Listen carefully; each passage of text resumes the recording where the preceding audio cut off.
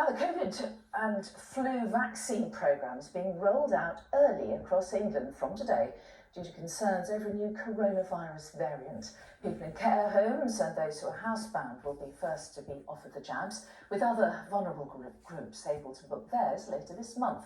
Here's our health correspondent Martin Stew with the details. And you're happy to have the vaccine today? I am. Well, it's a familiar routine for Jean and her friends at Lavender Oaks Care Home. Relax your arm. But this year's COVID booster is earlier than planned. I just going to feel a little scratch there, Jean, alright? Rollout has been brought forward from October to today, following the spread of a new highly contagious variant known as BA 2.86. There are lots of changes to the surface of the molecules on the surface of this version of the virus. So people are worried, therefore, that the immunity that we've got in the population might be overwhelmed by these changes.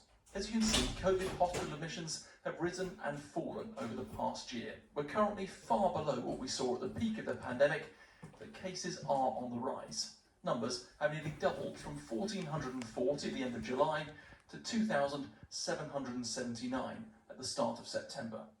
Because the government wants to free up GP capacity, this time round they're trying to encourage more pharmacists to take up a lot of the strain of the vaccination programme. With the threat of the new variant, they're now paying more money per jab to try and encourage it to go as quickly as possible. That money helps fund community pharmacy, which has struggled with recent real-term cuts. Initially there were a few that took on the challenge of vaccinating, now more and more are coming on board. But it's obviously not without its problems as well. We've got a massive funding crisis within pharmacy, and pharmacies are shutting at quite an alarming rate. And just because we're not going on strike doesn't mean we're not struggling as well.